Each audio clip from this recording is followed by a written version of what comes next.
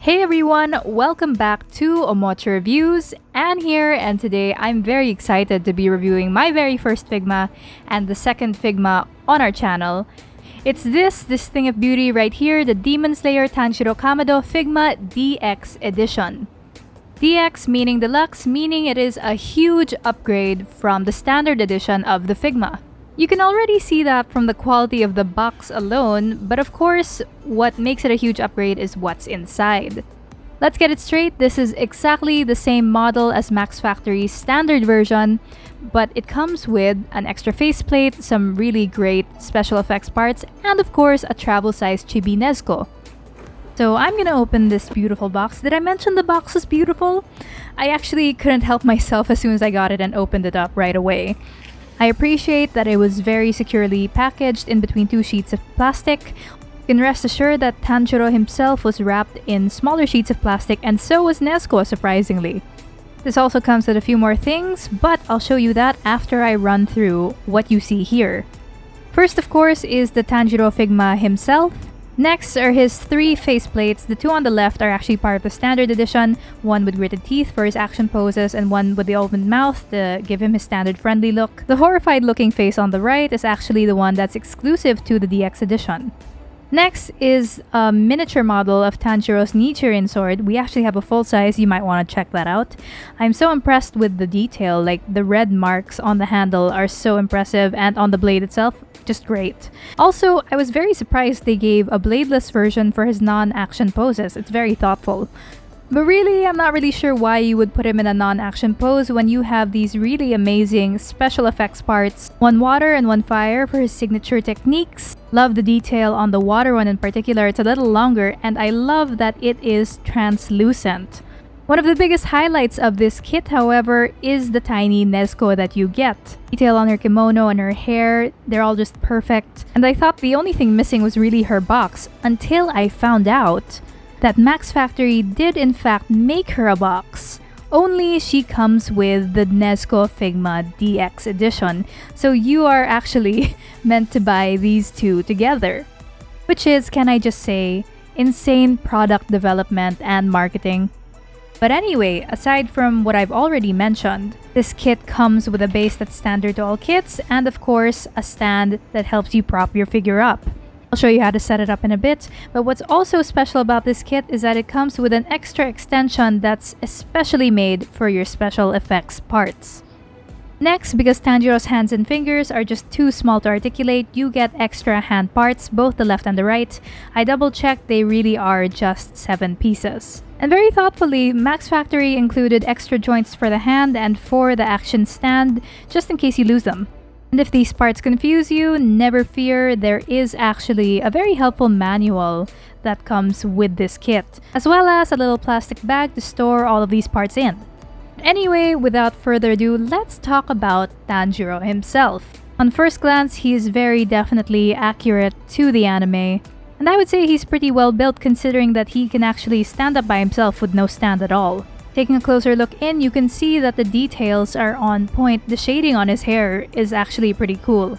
I love how they really managed to capture the impression of cloth on this figure. These loose parts and of course the creases and folds on all of his clothing, it's just so accurate to the anime, and you can tell a lot of care was just put into this. They didn't need to make this scabbard movable, but they did. I just appreciate how even the removable parts are so seamlessly integrated into this. You wouldn't know that these bangs are removable if you didn't have experience with Figmas or SH Figuarts before. But yeah, to change the faceplate, you just remove the bangs and you remove the face itself. Kind of horrifying. And when you remove it, you see that it has a nub there and a hole on the other side. All of the faceplates are like this. I noticed one or two of the faceplates actually had holes that were a bit too small for this, but you can get it in without too much force or damage to the figure, so no harm done. Moving on to articulation, you can move the head around, not really as much as a human, but you know, an understandable amount. The arms, you can get them up just to shoulder level, but I tried getting them up higher, it didn't quite work. As you can see, his range of motion is actually a little bit limited. I was expecting a little more. You can bend him at the elbow, of course. The ball joint in the wrist allows you to move around the hand a reasonable amount. I also appreciate this great detail though on the sleeve. Aside from just, looking the part, you can actually move the sleeve around a little bit, and that's a really cool detail. And so the freakiness continues with these added parts. You just pull off the hand essentially and you switch it out with the other. And to pop it back in, yeah, you just take it and push it back in. That's it. I was pretty satisfied with the articulation that you could get out of his arms until I actually tried to pose him into the more complicated poses on the box, and I'll show you that later. What I am really impressed with though is the torso. As you can see, it has two joints, one at the very waist and one around the belt area. And the twisting motion that you can give Tanjiro as a result is probably the most realistic I've ever seen in any figure. And when you bend him backwards, you can see that there's a more human curve to his body than the normal figure where it's literally just bent in half. And you get the same treatment for his knees. There's one joint above the knee and one joint under. And this extends to his feet where you can even bend his toes up and down. It's very, very cool attention to detail. And then there's Tanjiro's very important coat. As I said earlier, there is a little give on certain parts, so it does resemble cloth in some places. And you can actually push the ends up, which is so cool. You might be disturbed by the fact that it splits in two, but you've got to accommodate to the stand, so no choice. My mind is so blown by the scabbard, which is attached so securely to the belt. That's really cool. Attention to detail is just mind-blowing. Anyway, let's set this up. You set in the stand and the peg on the base, you bend the stand, and you attach it on Tanjiro's back by stabbing him. And there you go, that's basically the normal standard stand. Things start to get a little more complicated as soon as you try to incorporate the special effects extension. You may notice this tiny peg thing on the main stand. That's actually part of the extension that actually got stuck on and I couldn't remove it by myself. But essentially, that arm connects that way. The rest of the extension is just strung together with ball joints, which are a little looser than I'd like. Definitely still workable.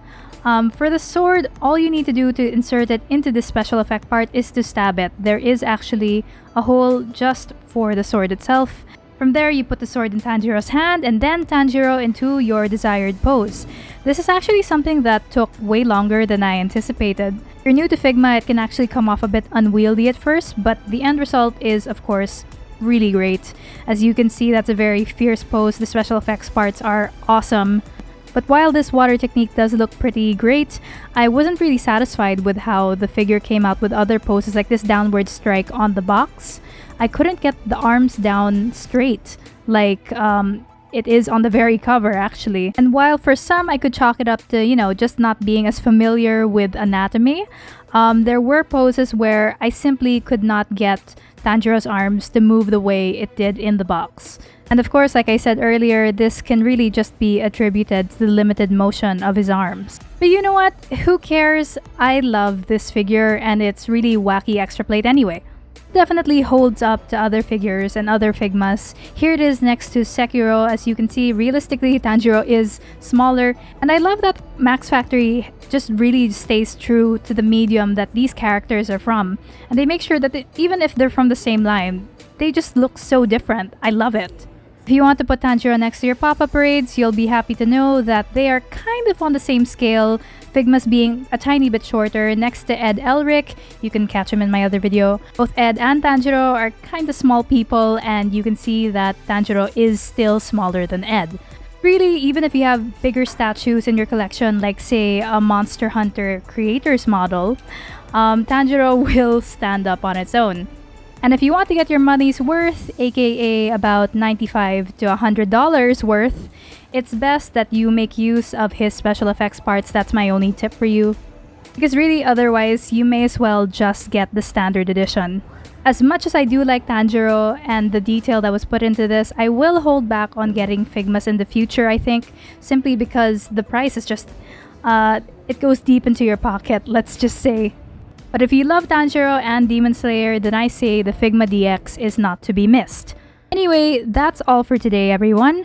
If you did like this video, please do leave us a like. And if you want to see more, then please hit that notification button.